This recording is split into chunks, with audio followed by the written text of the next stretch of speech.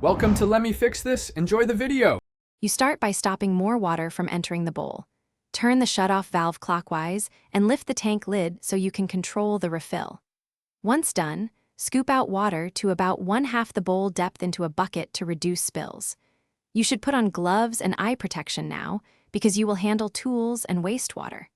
Make a tight seal with the plunger and position it squarely over the drain opening before your first firm plunge. You plunge using steady, controlled strokes. Push then pull without breaking the seal, aiming for 20 to 30 seconds to shift the blockage. If plunging fails, deploy a toilet auger. Feed the cable slowly into the trap until you feel resistance, then rotate clockwise to break or hook debris. Retract gradually while turning to avoid damaging the porcelain. Make sure to keep towels around the base and a bucket ready to catch any backed-up water. You finish by flushing gently to confirm the obstruction is cleared. If the water drains normally and the tank refills at the correct level, you've succeeded. Next, disinfect the bowl, tools, and surrounding surfaces, then launder towels and sanitize your gloves or discard them safely. Make sure to wash your hands thoroughly afterward.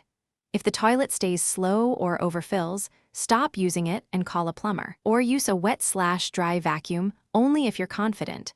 Avoid chemical mixes and excessive force that can